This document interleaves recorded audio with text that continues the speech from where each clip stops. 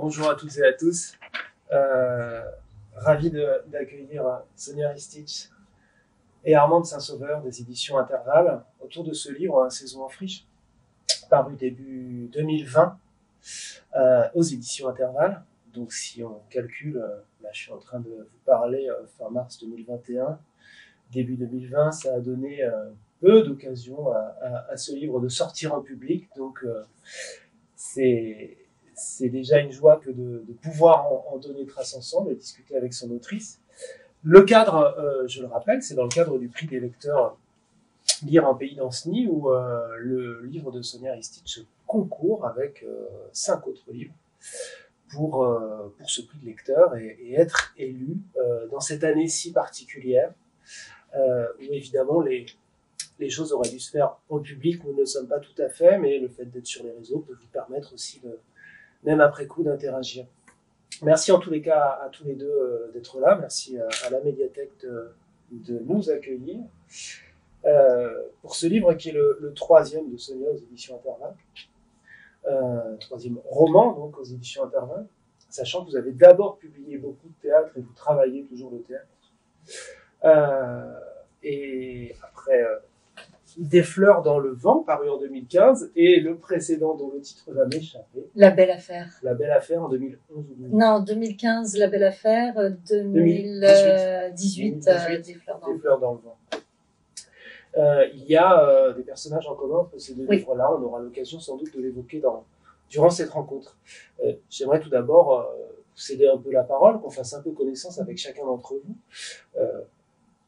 Armand, des éditions Intervalle, donc édition indépendante depuis 15 ans, donc ça mérite de nous dire un petit peu ce que c'est, de quel travail, de quel combat de chaque jour il s'agit aussi, de faire vivre un catalogue de plus de 150 titres à l'heure actuelle, de la fidélité avec des auteurs et des autrices comme Sonia. Il y a aussi Maya Boulez avec le ballet des retardataires. Je fais un geste, mais je ne sais pas si on le verra à l'écran. Le ballet des retardataires, donc qui est également dans cette sélection.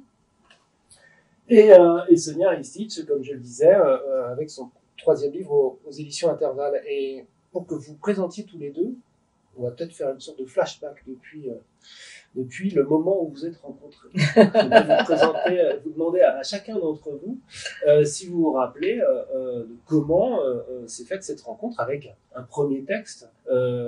Évidemment, il y a quelques années, est-ce que c'était votre premier pas vers le roman, Sonia? En tout cas, peut-être un de vos premiers vers la prose.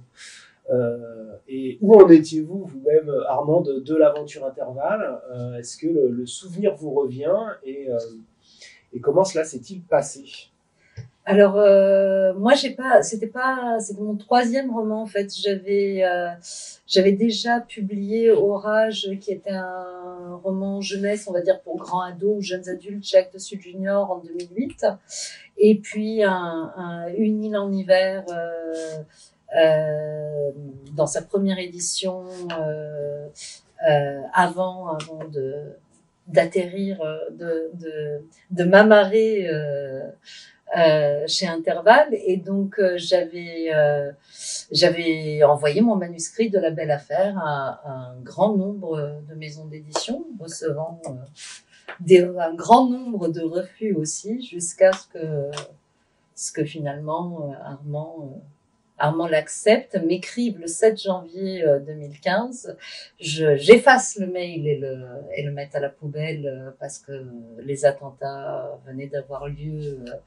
Je venais d'entendre les premières sirènes et les premiers hélicoptères à ce moment-là. Donc, je ne sais pas, j'ai décidé d'effacer plein de mails. Et puis, heureusement, Armand m'a rappelé un mois plus tard en me disant « Mais vous n'avez pas répondu à mon mail, j'espère que vous n'avez pas signé ailleurs. » Et c'est comme ça qu'on a commencé à travailler ensemble. Vous venez de plein pied dans le rapport de la fiction et du réel, aussi, comment tout ça se heurte. On aura l'occasion d'en parler dans vos livres. Et donc, le 7 janvier 2015 au matin, vous envoyez un mail à Sonia. Ou peut-être était-il parti là en fait, oui, on sait que la réalité parfois nous rattrape aussi bien en tant qu'éditeur que dans la vie.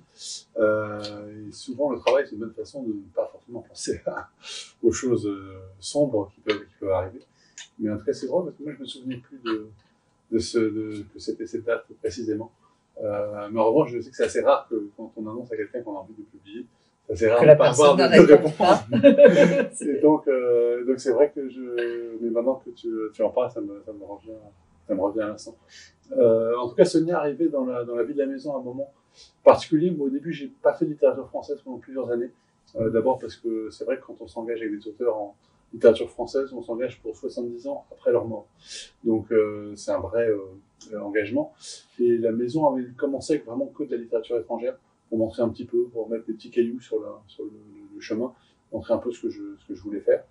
Et c'est vrai que Sonia arrivait à un moment où là j'avais un peu plus, c'est-à-dire pendant cette envie de construire un domaine français avec des voix qui étaient des voix à la fois parlant du monde et ouvertes sur le monde au sens large. Et donc c'était une rencontre totalement naturelle en fait quand on s'est rencontrés, et surtout avec un texte, La Belle Affaire, que je trouve à la fois très représentatif du talent de Sonia, de la capacité à faire vivre un univers, de faire aussi de donner une voix très singulière, et qui est très très bien au sein de ce catalogue. Comme vous le dites très gentiment, on porte voilà, depuis une quinzaine d'années un peu plus de 150 titres. On approche bientôt des 200. Et donc, depuis ce moment de rencontre, je le disais, faire une sorte de flashback, en 2015, vous en êtes à presque 10 ans déjà, maintenant, si je calcule bien. Oui, tout à fait. Donc ça nous met en 2005, au début des années 2000. Ça procède d'où? Est-ce que vous aviez déjà un trajet dans l'édition? Est-ce que vous faisiez autre chose? Voilà. Comment ça se met? Alors j'avais un trajet dans l'édition parce que j'ai commencé très jeune en fait. Comme souvent dans la vie, les choses arrivent un peu par hasard. On m'avait demandé de venir lire pour une jeune maison, à l'époque les éditions Florent Massou, ceux qui ont publié le premier roman de Virginie Despentes. Donc j'avais commencé comme jeune lecteur, je devais être encore étudiant, tout en faisant d'autres choses, de la musique, du théâtre, je m'éparpillais joyeusement. Et donc j'avais su très tôt que voilà, c'est ça qui m'intéressait, et surtout que j'avais ce qu'on appelle un nez, voilà, que j'arrivais à découvrir un peu certains des talents parfois, et des voix qui certaines fois même mettaient des années à émerger ailleurs. Et donc j'ai fait plein d'autres choses que l'édition, j'ai vécu en Asie également, mais j'avais toujours été un peu travaillé par cette envie-là et cette matière-là. Et surtout un jour, je me suis rendu compte que les livres que j'aimais étaient pas tellement, étaient un peu épars chez les éditeurs X et Y, et qu'il y avait, à part les quelques très belles maisons que tout le monde, disons, aime et lit, il n'y avait pas de maison qui était vraiment qui représentait ce que j'avais envie disons, de lire et de publier. Et donc l'idée d'Intervalle est née comme ça, dans cette absence et de cette envie de rassembler les choses sous une même manière. Et Sonia, donc ce troisième roman, mais du coup il y a peut-être une confusion avec un des personnages, comme une persistante rétinienne avec un des personnages de Saison en friche, on en parlera aussi, qui s'installe, qui démarre dans l'écriture en quelque sorte. Ce troisième roman vient à quel moment de votre parcours? Vous avez écrit théâtre depuis longtemps à ce moment-là. Disons que ça faisait un moment que j'écrivais, mais ça faisait une dizaine d'années que je bénéficiais de bourses, que mon théâtre était publié, ça faisait une dizaine d'années que je travaillais en tant qu'autrice. Et c'était aussi un moment où j'étais en quête un petit peu d'une maison en fait pour le roman, notamment je l'avais trouvé en théâtre avec les éditions Lanzmann, où la majorité de mon théâtre est publié, et puis en roman, comme j'avais écrit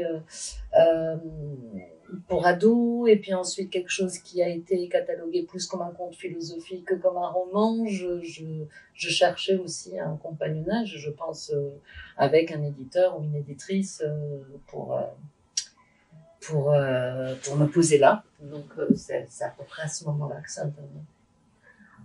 Il y a quelque chose dans ce qu'Armand a dit que je trouve intéressant aussi. Vous êtes une des premières autrices françaises. Alors françaises, on va pouvoir en discuter, mais justement de langue française à l'écriture. Et bien évidemment, tout ça est mixte. Du coup, ça me donne le prétexte pour vous poser une question, de remonter encore un peu la pelote. sur votre jeunesse, puisque c'est passé à l'extérieur de la France. Vos origines sont yougoslaves. Tout à on fait. va préciser Tout à justement fait. de votre intérêt pour la Yougoslavie. Et vous écrivez en français, parce que vous avez été en partie éduqué en français. Et je pense qu'il y a là quelque chose de biographique à raconter, qui peut avoir rapport avec cette rencontre-là aussi, mais aussi avec certains aspects de ce qu'on voit dans Saison en friche. Oui, oui. Alors, je suis yougoslave, en effet. Aujourd'hui, je suis serbe et croate, mais je me définis toujours comme yougoslave. Mais ma mère ayant été diplomate jusqu'à la guerre des années 90, j'ai grandi, j'ai passé une partie de mon enfance et de mon adolescence dans différents pays d'Afrique subsaharienne.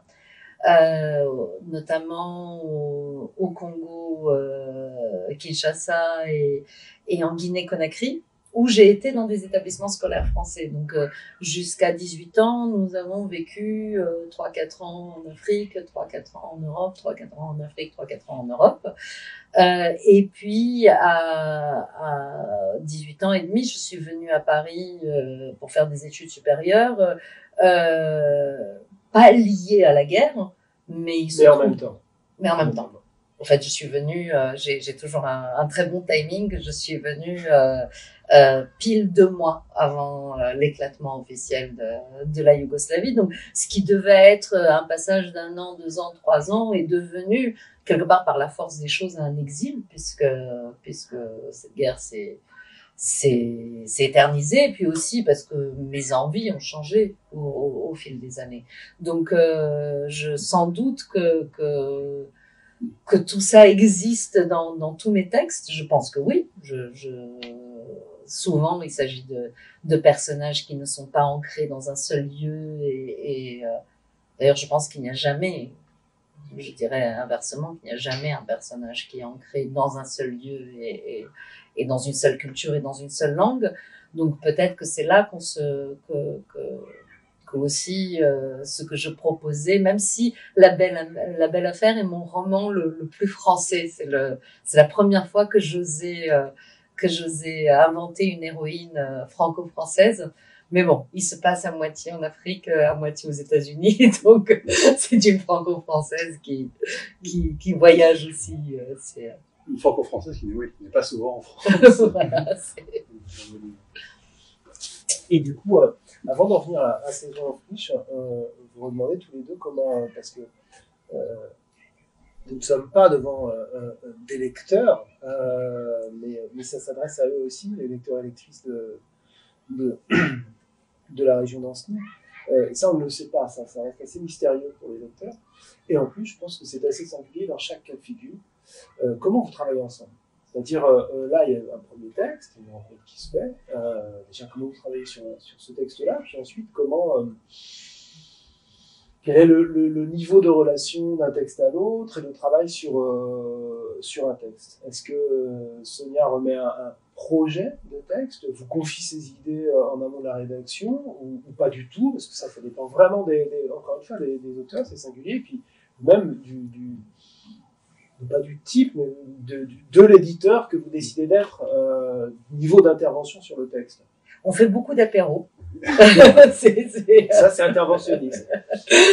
ça, c'est la seule chose qui est fixe, on va dire. Moi, je me considère comme assez peu interventionniste en tant qu'éditeur, parce que je trouve que vraiment, le rôle de l'éditeur, c'est d'accompagner la voix et d'être un peu le premier lecteur et de dire, bon, ben là, ça coince, ou là, peut-être, tel ou tel personnage, on lui lâche un peu la main.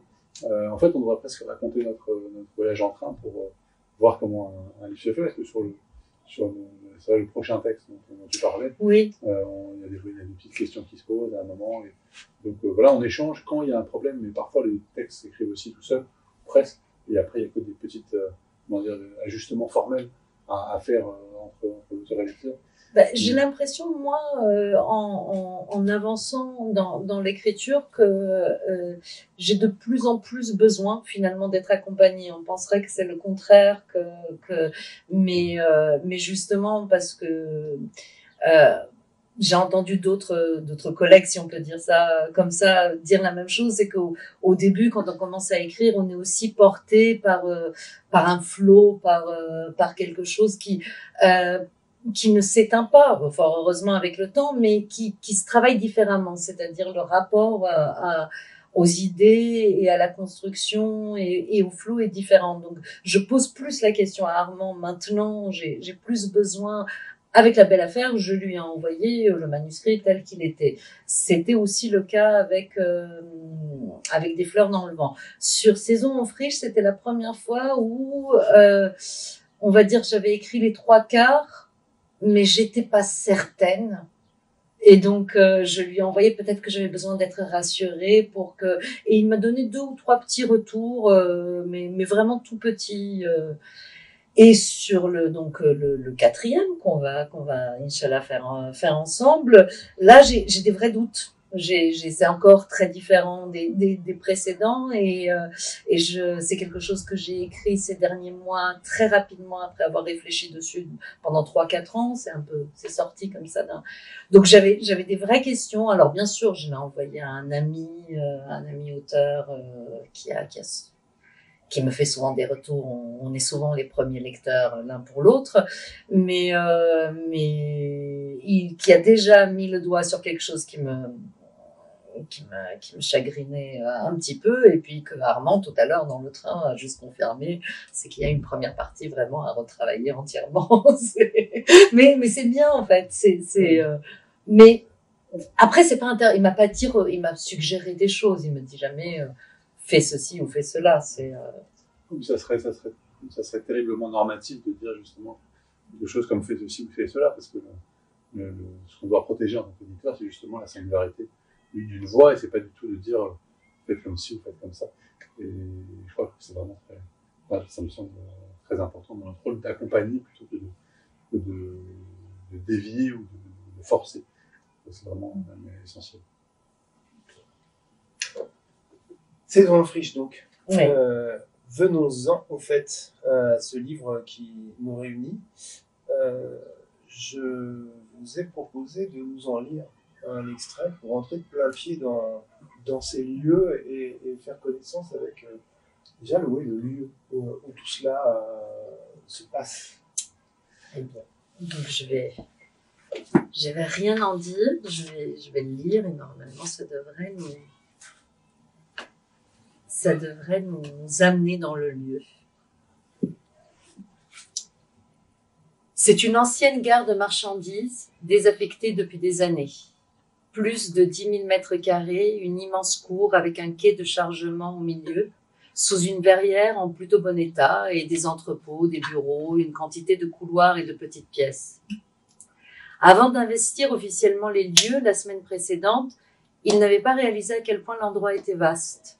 Cela faisait déjà plusieurs mois que le collectif avait été expulsé de la vitrerie-miroiterie datant du XIXe siècle, dans laquelle ils avaient passé les 2 années précédentes. Éparpillés, ils avaient quadrillé Paris à la recherche d'un nouveau squat. Thomas, Fadi et Clémence étaient tombés sur celui-là une nuit par hasard. Le portail en métal avait cédé plus facilement qu'ils ne l'espéraient, ce qu'ils avaient pris pour un signe. Ils étaient entrés, éclairant les alentours avec leur téléphone, le cœur battant devant l'espace qu'ils devinaient. Ils étaient revenus plusieurs nuits d'affilée pour s'assurer de l'absence des vigiles. Vladimir s'était discrètement renseigné à la mairie de l'arrondissement, apprenant que l'endroit était laissé à l'abandon depuis des années et surtout qu'il n'y avait aucun aménagement ni projet immobilier prévu dans l'immédiat. C'est exactement ce qu'il leur fallait, beaucoup d'espace et du temps pour voir venir. Ils ont investi les lieux à 30 de nuit, arrivant au compte-gouttes, un par un et 2 par 2, se glissant par le portail sans faire de bruit. Ils devaient être très discrets les premières 48 heures.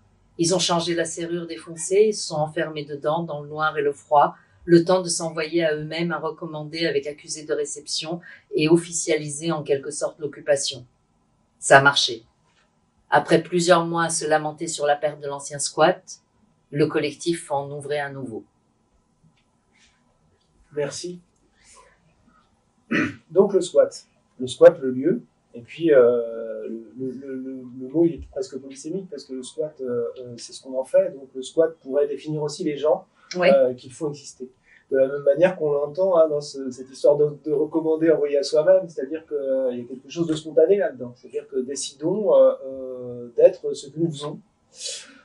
Et c'est aussi comme ça que ça se déroule. C'est-à-dire que ce que le livre nous raconte, c'est qu'ils deviennent artistes parce qu'ils décident de le devenir. C'est-à-dire que ce lieu-là, c'est un lieu de prise en main de soi-même.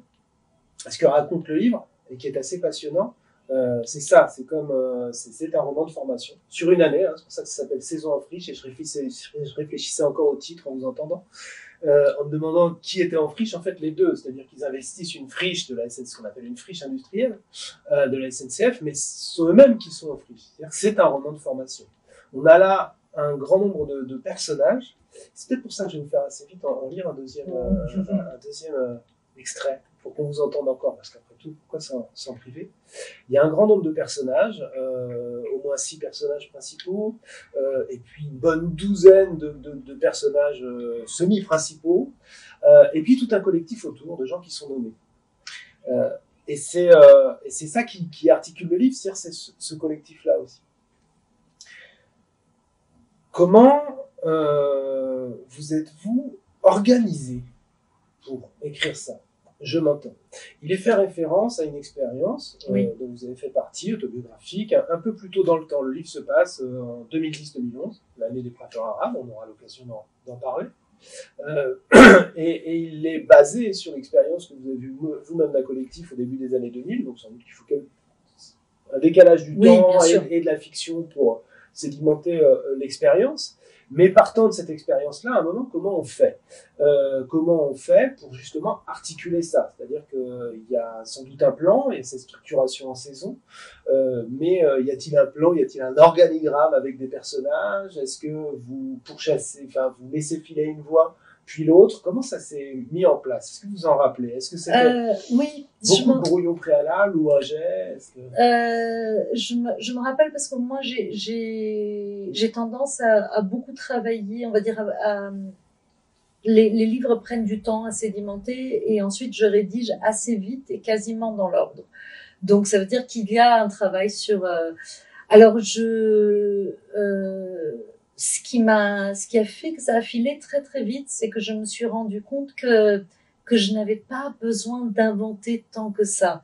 J'avais au stade du plan, j'avais un petit peu pensé à la structure, les 4 saisons, un peu dramaturgiquement. Bon, il se passe ça en automne et puis en hiver il y a un petit creux et puis au printemps ça repart et j'ai voulu le faire coïncider aussi avec les printemps arabes et puis j'ai pensé on va dire quelque part au parcours des personnages principaux. Et puis une fois que j'ai commencé à bâtir ce lieu pour le faire exister pour les lecteurs et lectrices, au fait je me suis rendu compte que le vrai lieu, le vrai squat dans lequel j'avais passé 3 années revenait beaucoup. Donc que ça a été vraiment c'est allé très vite dans une espèce de rencontre et de mélange entre ce que j'avais élaboré en termes de plan, de structure et de personnages fictifs, et avec des souvenirs, des souvenirs très précis de lumière qui passe à travers la verrière, d'odeurs dans la cuisine collective, de tables collantes de bière, des réunions et donc c'est comme ça aussi que les personnages sont arrivés, parce que des personnages que je n'avais absolument pas prévus au stade de carnet, on va dire de construction, ils arrivaient de la réalité. Tout d'un coup, quelqu'un passait là, disait quelque chose, apportait de la bière ou sortait sa guitare en plein AG et au fait, c'était quelqu'un de la réalité qui arrivait, qui se mélangeait au personnage fictionnel qui menait, on va dire, l'intrigue. Mais c'est les particularités de ce lieu qui amènent ça aussi, me semble-t-il. Enfin, c'est les exemples que vous avez donnés, c'est-à-dire que il est là le collectif, c'est-à-dire même les personnages qui pourraient paraître très secondaires, très loin, sont fondamentaux comme éléments d'un collectif. Je pense par exemple ce Youssef qui est en arrière-plan, qui a souvent l'air d'être un peu à côté de la plaque par rapport aux enjeux, ou d'être un loser par rapport à d'autres dans l'intrigue. en fait, il est fondamental. C'est-à-dire il me semble que ce qu'on sort aussi de la lecture, mais peut-être est-ce que c'est quelque chose lui, par exemple, ce personnage-là est clairement un des personnages que je n'avais pas forcément prévu. En tout cas, je n'avais pas prévu de le nommer, de le nommer et de le mettre de temps en temps sur une demi-page au premier plan, qui est un personnage qui est venu de la réalité. Alors, était un peu différent, mais il y avait aussi des personnes comme ça qui étaient des gens, pas forcément des artistes, qui se sont retrouvés là parce qu'ils cherchaient un toit et puis qui ont trouvé leur place et qui finalement, au fil des mois et des années, ont pris de la place avec toutes les difficultés que ça peut engendrer, mais aussi avec toute la beauté des rencontres. Et donc, le personnage de Youssef est vraiment...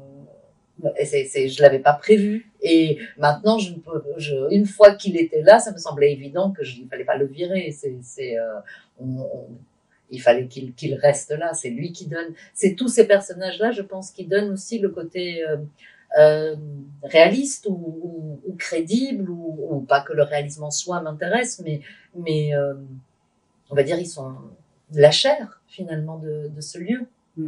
Oui, qui est comme un organisme en soi. Oui.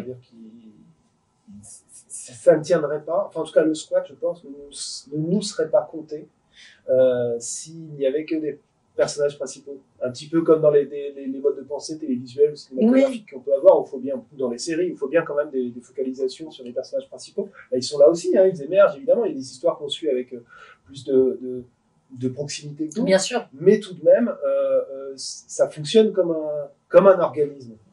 Oui, d'ailleurs, il y a deux personnages, les deux personnages masculins qui sont très présents, Malo et Alexandre, qui sont quelque part presque secondaires au squat, dont la grande partie de vie se déroule en dehors, mais parce qu'ils fréquentent des personnages du squat, finalement, ils font partie. Donc, cette frontière aussi qui est de la famille, qui est une pièce rapportée, qui est là plein de temps, qui passe juste là le dimanche, quand il y a un peu de musique et des repas associatifs. Et j'avais envie de raconter ça aussi sur l'expérience des squats parce que elle est riche de ça aussi. C'est que les choses ne sont pas, justement, tout est inventé. Donc, les structures sociales ne sont pas les mêmes que celles qu'on trouverait dans je ne sais pas, dans une compagnie de théâtre subventionnée et encore ou dans une copropriété. Ou dans une copropriété ou ou en entreprise ou pour qu'on rentre dedans, est-ce que vous voulez nous lire un autre extrait? Il me semble que c'est peut-être me corriger, que c'est des AG qui ont lieu le mardi soir, ou en tout cas c'est un moment collectif. Alors j'avais pas prévu l'AG, on avait prévu l'installation, pardon. Je savais que c'était un moment collectif.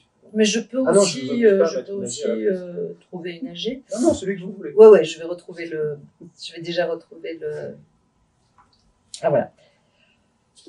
Donc c'est un peu plus loin, on les a vus rentrer dans ce lieu désaffecté, puis donc on les prend un peu plus loin. Le soleil miroite et la voix de Gilberto Gil rebondit sur les carreaux sales de la verrière. Ici, on brûle d'anciennes archives. Là, on passe le Karcher pour décoller les dernières couches de fientes de pigeons. Plus loin, Elgold et Caitlin scient une énorme carcasse de chauffe-eau rouillée avec laquelle ils vont fabriquer une cheminée. Vous serez bien content qu'on y ait pensé quand il fera vraiment froid dans quelques semaines, rétorque-t-il à celle qui glisse en passant que sur la liste des travaux établis lors de la dernière réunion, la fabrication d'une cheminée ne figurait point. Et où va-t-on trouver du bois à brûler dans votre cheminée? On va récupérer des palettes à la fin des marchés. Elles sont payantes, les palettes. Personne ne va nous les donner pour nos beaux yeux. On va pas demander qu'on nous les donne. On les volera. Ingrid et Clémence inspectent les travaux finis dans la salle blanche, fraîchement repeinte et recouverte d'un nouveau sol. Après un contrat à l'Opéra Bastille, Douma a récupéré 5 rouleaux de lino de danse réformée. Sur la porte, elles écrivent « Salle blanche, réservée aux répétitions de théâtre et de danse, chaussures de ville interdites, prière de ne rien y entreposer. » Il faudrait peut-être traduire en anglais, en espagnol, parce que j'en vois bien qui diront qu'ils n'ont pas compris, suggère Clémence. Mais pourquoi pas en ourdou et en ouzbek tant qu'on y est, rétorque Ingrid, tu te crois aux Nations Unies? Fadi, qui passe par là, dégaine son marqueur et dessine une paire de bottines dans une vignette, un amoncellement d'objets dans une autre, puis barre les deux de croix. Il suffit de leur faire un dessin à ceux qui comprennent pas, dit-il. À moitié couché par terre dans la pièce derrière la cuisine qu'un vote a attribué au bureau de l'association, Sylvie bidouille des unités centrales d'ordinateurs antidéluviens. À quoi ça sert si on ne peut pas faire brancher l'Internet? On peut le faire brancher, un technicien vient installer le téléphone et la box la semaine prochaine. Je pensais qu'il fallait un bail légal et tout un tas de paperasse pour ouvrir une ligne. Pas quand on connaît quelqu'un qui connaît quelqu'un qui connaît quelqu'un qui travaille au télécom. C'est vrai, génial. Ouais, va-t'en maintenant, j'ai besoin de me concentrer. Dans un canapé défoncé qui attend au milieu du quai de trouver son emplacement définitif, Sophia et Youssef partagent un joint, s'assurant mutuellement qu'ils s'aiment beaucoup et qu'ils ne pensaient pas un mot de ce qu'ils ont pu se dire durant l'engueulade du matin. Merci. Oui, ça illustre bien ce qu'on reçoit dans ce livre, c'est-à-dire plein de choses. Et là, j'entendais dans le passage tout ce qui est à l'œuvre et ce que ça montre. Je parlais d'un organisme, mais ça fait de la politique. Et puis ça bosse, ça travaille beaucoup, d'une manière qui est difficilement appréhendable extérieurement. Oui.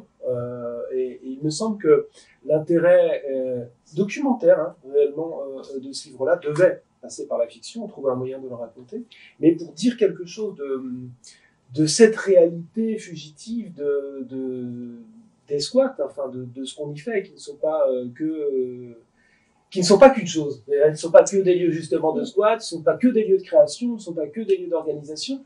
Ça se bataille toujours entre ça négocie beaucoup, ça discute sans cesse. Alors c'est vraiment après effectivement il y a aussi des squats où il y a des bandes de punk qui fument des joints en écoutant de la musique très fort. Ça existe aussi, mais généralement, ils ne durent pas longtemps. C'est-à-dire des collectifs et des squats sans insertion dans le quartier et dans l'environnement. Donc, sans projet, même si j'aime pas le mot, mais en tout cas sans insertion dans le quartier, généralement se font déloger très très vite, puisque c'est les propriétaires envoient les flics donc pour qu'un lieu puisse tenir, il faut qu'il y ait une idée de pourquoi on est là, à quel but.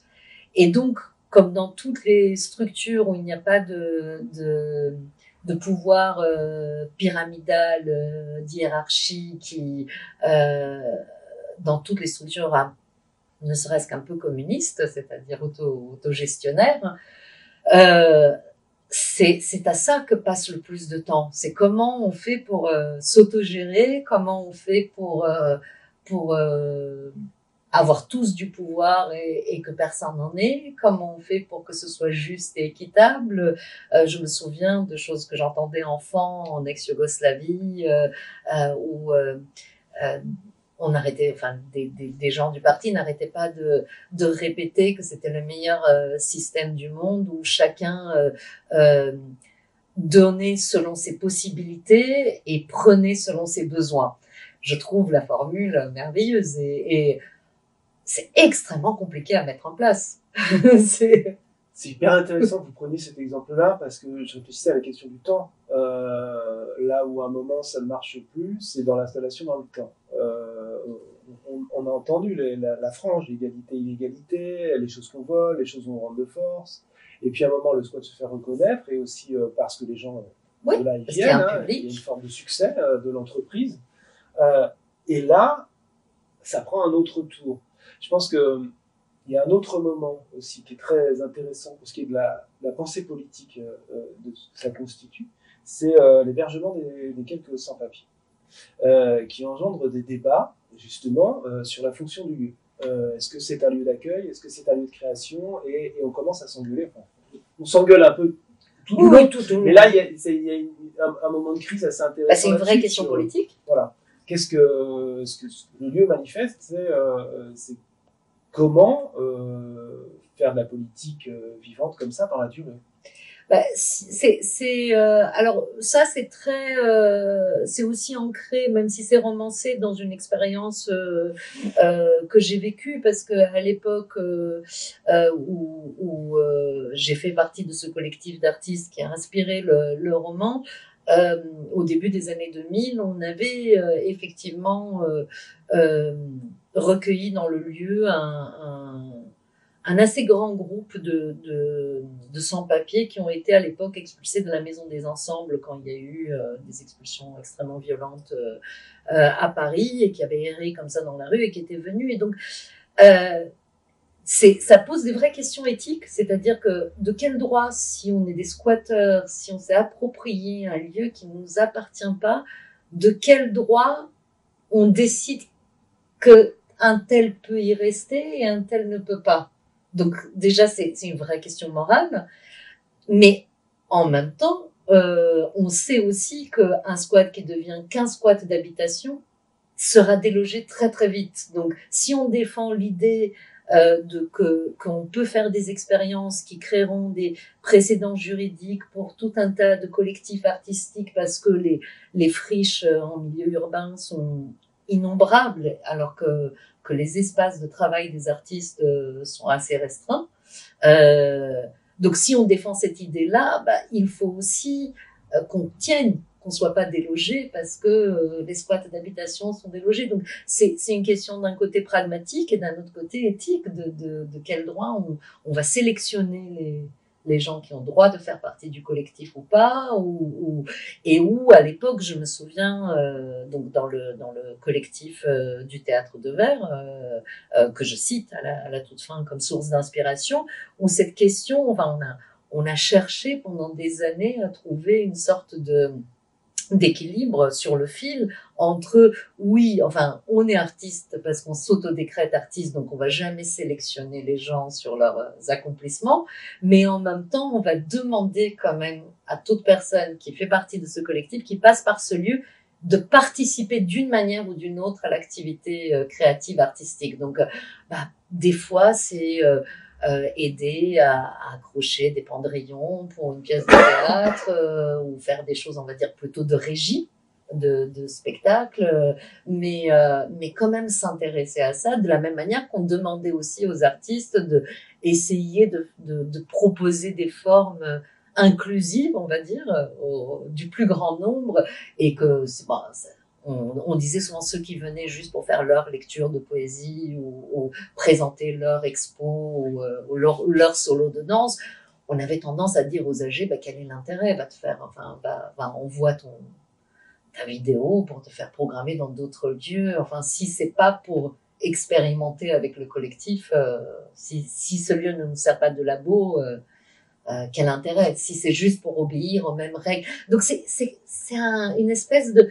Et aucune question n'a de réponse une fois pour toutes. Toutes les questions, en fait, sont remises.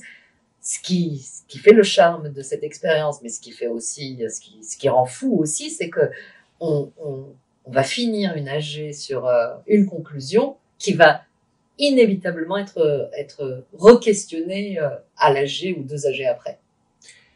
Mais ça donne aussi, c'est une super astuce narrative, ça donne un roman passionnant. Parce qu'il y a plein de gens.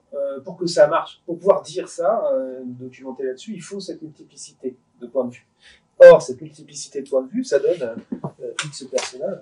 Je vais lister après, mais voilà, il y a Malo et Alexandre que vous avez cités tout à l'heure, qui viennent d'ailleurs et qui font les vigiles et qui font que passer, qui sortent un peu avec certaines filles aussi, artistes du lieu. Et puis il y a Lana qui est une des personnages principales, Thomas, Fadi que vous avez cité, Vladimir qui est le chef qui n'est pas le chef, enfin normalement pas le chef mais un peu le chef quand même. Oui.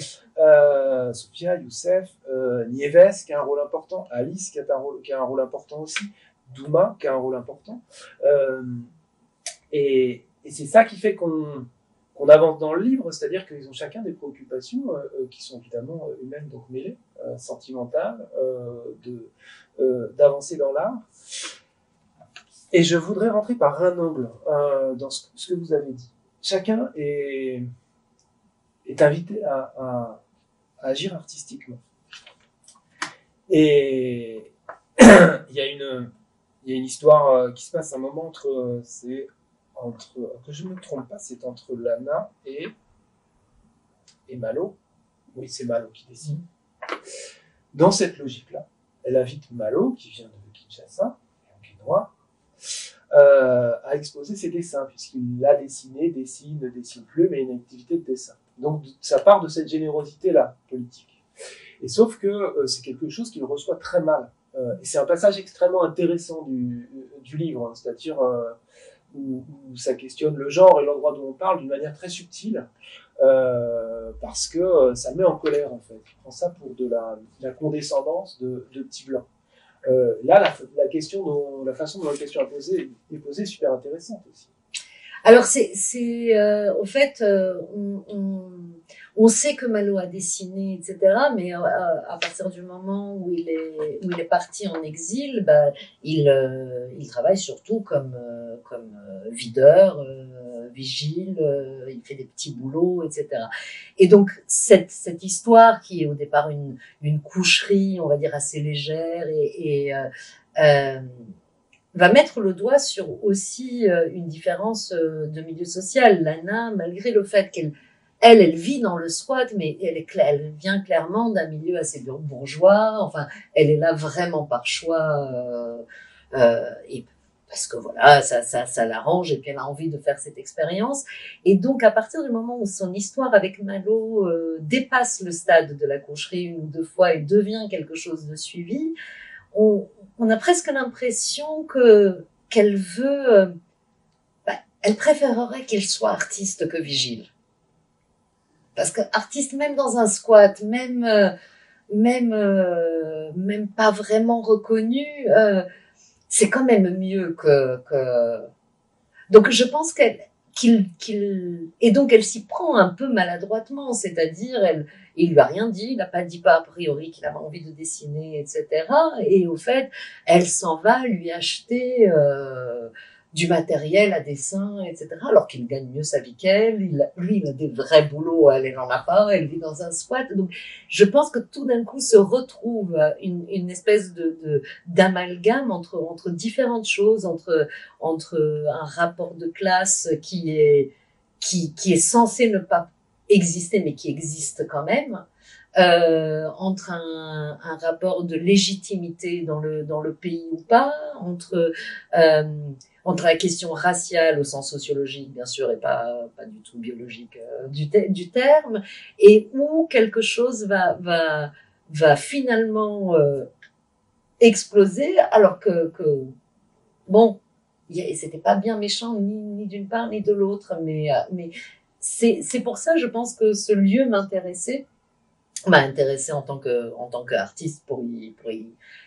y travailler quelques années. Mais ensuite quand j'ai commencé à écrire, et Armand m'a d'ailleurs encouragé je lui ai parlé un peu de cette expérience et il m'a dit mais t'as pas pensé peut-être à travailler à partir de ça? Et je me dis, mais si, j'avais quelques notes dans un tiroir, peut-être que je pourrais. Donc, mais ça m'intéressait aussi parce que c'est ce lieu de cette immense mixité, au fait, y compris mixité sociale, c'est-à-dire qu'on n'arrive pas vierge dans ce lieu. On est perçu différemment si on est un sans-papier ou si on vient d'une famille canadienne très aisée, comme le cas de Lana. Même si on vit tous les deux dans un squat, dans une précarité certaine, mais on n'a pas le même background, quoi. D'ailleurs, ça me fait penser à une autre qui a une histoire derrière elle, qui vient d'ailleurs, hein, on l'évoquait tout à l'heure, la façon dont pas mal d'entre eux viennent d'ailleurs, c'est Nieves. Oui.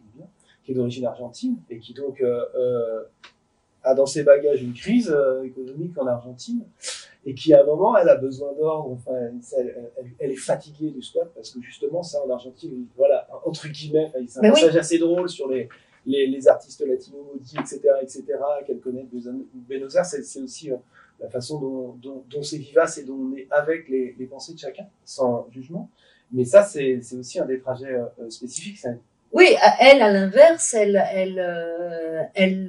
est comédienne et donc elle arrive pas trop à travailler autant qu'elle le voudrait. Elle travaille comme serveuse et comme elle a des copines qui sont au squat, qui travaillent là, donc elle se dit bon autant essayer de monter des pièces ensemble. Mais en fait, elle n'a aucune envie. Elle rêve d'avoir.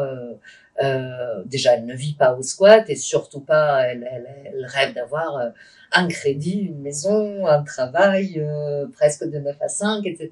Elle trouve pas ça romantique du tout parce qu'elle a grandi avec la crise argentine et puis avec le souvenir aussi de la dictature de la junte et elle a en fait, ça lui rappelle trop de mauvais souvenirs. Elle est très très critique, et y compris ça. Parce que Vladimir est aussi un personnage d'Amérique latine et elle ne supporte pas ces espèces de gourous, d'artistes gourous maudits. J'ai un trou, mais ça va permettre de venir vers une, je ne sais plus si c'est Nieves ou Alice qui s'achète une machine à laver. C'est Nieves. C'est Nieves, c'est ça. Donc Ouais. c'est Pour elle, c'est un acte de grande autonomie et de grande réussite d'avoir une machine à laver. Et c'est ça, et les détails ont de l'importance en fait, et nous reviennent de ce livre-là, des échanges entre tel et tel personnage, à l'échelle d'une saison, effectivement, il y a une économie narrative qui est dingue, parce qu'il y a de potentiel pour 10 livres, et je ne sais combien de vies, à un moment, vous dites au futur, un tel et un tel vont se recroiser à un endroit, et ils évoqueront, et on a en 2 phrases le destin de plusieurs des personnages dans l'avenir. Et donc la question que je me pose, c'est comment vous fonctionnez sur ce personnage de l'autre des fleurs dans le vent, qui est paru avant et qui décrit un moment de la vie d'un des personnages qui est là, avec comme personnages principaux, donc dans celui-là c'est Douma, Summer et JC, qui sont évoqués dans celui-là, puisque Douma... Évoquer Douma un peu plus présent, Douma présent, mais il y avait Summer et JC, ça m'avait marqué ces noms, et voilà... les 3 sont déjà très importants dans ce livre-là. Et donc, a posteriori, on se dit, alors comment ça se développe? Il y a un bulbe d'un livre à l'autre, et là, du coup, il y a plein de tubercules possibles. Oui. Un chantier compartimenté, peut-être comment le rapport entre les deux s'est fait? C'est un peu par hasard, parce que j'ai, dans Des fleurs dans le vent, au fait, je les aimais bien, ces 3 personnages, et j'ai eu du mal à les quitter.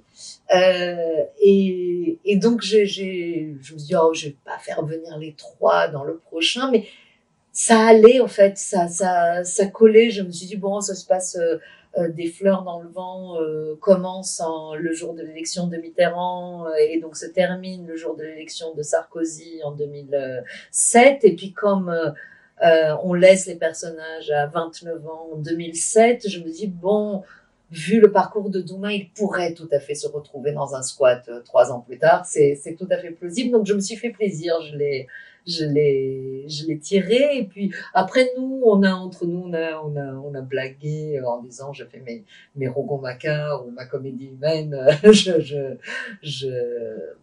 Comme ça, ce que j'aimais bien déjà dans cette littérature-là, quand des personnages secondaires, on les retrouvait principaux dans d'autres, mais c'était pas du tout prévu. Et aujourd'hui, je me dis que peut-être, pas tout de suite, mais que peut-être il y a un 3e volet à cette trilogie parisienne, qui peuvent se lire tout dans le désordre et indépendamment, mais peut-être il y a un 3e volet qui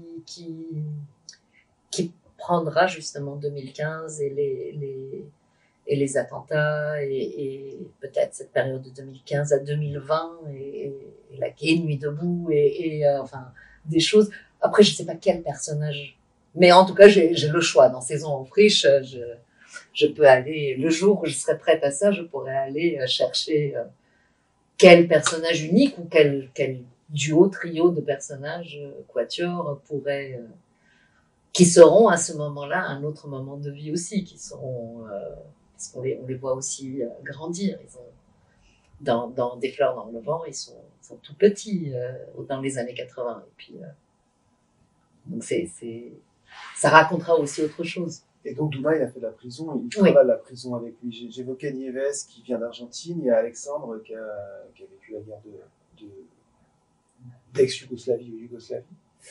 Les personnages dans leur histoire et dans ce qui charrie avec eux travaillent un peu l'histoire du siècle. On en a déjà parlé un peu, alors ça les rend importants comme personnages, et puis ça permet d'une manière souple, je pense, de parler du monde, du dehors, en fait, du monde du réel, de ce qui se passe dans le monde, d'un bout d'histoire de la fin du XXe siècle. Et en même temps, il se passe, durant ces 4 saisons, un printemps qui est le printemps arabe. Oui. Donc en simultanéité, pardon, il y a le monde extérieur, ce qui est en train de se passer.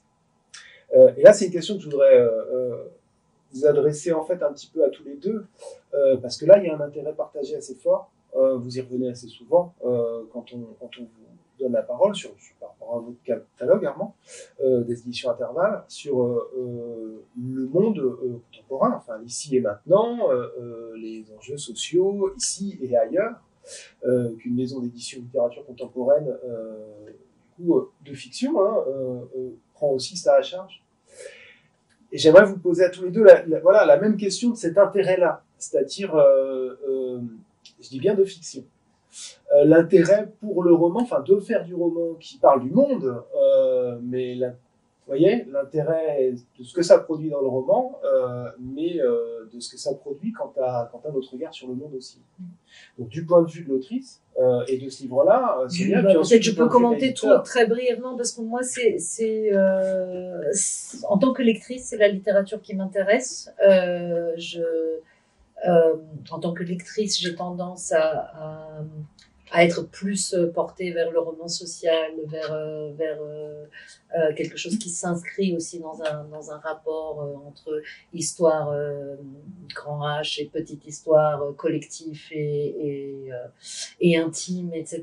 Donc il y a de ça, et il y a ensuite, je pense, des choses que je n'ai pas décidées, c'est que ma vie a été extrêmement déterminée par des événements historiques, politiques. Je n'ai pas choisi qu'une guerre éclate dans mon pays au moment où je deviens adulte, mais ça a influé sur tout le reste de ma vie. Donc, quelque part, je retrouve en écrivant ça, sans doute, quelque chose que j'ai eu l'impression de vivre, de subir, de vivre. Mais déjà avant, le hasard a fait que quand je suis arrivée enfant à Kinshasa, où ma mère était diplomate, c'était au moment de Kolwezi et qu'elle revenait. Enfin, j'ai des souvenirs de réfugiés dans notre salon qui, plus tard, on est arrivé en Guinée en 84, pile au moment du putsch, de la mort de Sékou Touré, de l'arrivée de Lansana Conté au pouvoir et du putsch. Donc, quelque part, étrangement, c'était normal pour moi et c'était ça qui déterminait les destins individuels, au fait. Voilà, puisque toute ma vie s'est passée on va dire en étroite friction avec des événements collectifs qui nous dépassent. Après, Armand répondra pour sur un catalogue de 105. Oui, il y a plein de cas de figure différents. Oui, mais qui a je pense, une cohérence qui rejoint un peu ce que dit Sonia, qui a une grosse... Je me suis rendu compte, et d'ailleurs c'était pas forcément totalement prémédité au départ, qu'il y avait quand même une résurgence assez importante dans le catalogue Intervalle des thématiques des frontières, des migrations, et que moi, effectivement, j'avais aussi pour les textes incarnés dans une géographie, dans une histoire, et plutôt dans le contemporain, parce que c'est vers ça que je vais. Et il n'y a pas forcément, c'est pas forcément complètement un hasard non plus. C'est que moi, j'aime aussi ces textes-là qui parlent du monde, qui ont envie de se le coltiner. Et c'est aussi peut-être, si on cherche à peut-être le rationaliser un petit peu, parce que depuis peut-être la moitié du XXe siècle, il y a aussi une littérature qui a choisi un tournant plus formaliste, avec l'arrivée peut-être de l'audiovisuel, encore renforcé par l'Internet aujourd'hui, et que ce tournant-là, moi je ne l'ai pas pris, d'abord parce qu'il était déjà pris par d'autres, et que moi j'étais attiré par des textes qui peut-être essayaient de parler de cette façon du monde, d'employer ces thématiques qui sont... Parce qu'il y avait un chemin littéraire assez intéressant à emprunter à un moment où le monde, il y a des fenêtres sans arrêt qui s'ouvrent d'un monde sur un autre, d'une géographie sur une autre. On voyage énormément, l'Internet a encore renforcé ça. Et moi, je trouve que la littérature a un lieu incroyable pour justement écouter ces translations permanentes. Là où peut-être le documentaire audiovisuel ou d'autres médias permettent plus à quelque chose de soit formel, soit strictement informatif. Je trouve que la littérature est un formidable laboratoire pour parler du monde et surtout de ces chocs de ce bouillonnement, du foisonnement du monde, comme on peut le voir dans le roman de Sonia. Merci beaucoup à tous les deux. Merci de votre attention. Merci aux bibliothèques, au réseau de bibliothèques de cet accueil et de tenir coûte que coûte, et aux lecteurs et lectrices de continuer à lire et à se rencontrer. Et donc, merci à tous les deux de ces échanges. Vous allez pouvoir reprendre le train, tant qu'on peut encore prendre des trains. On ne sait pas, hein, on a fin mars, on ne sait pas où on en sera dans quelques semaines. Donc nous allons vous libérer, et il me semble que dans le train, vous allez peut-être ensemble travailler sur la suite. Manière pour moi de vous lancer cette question-là en disant au revoir et remerciement.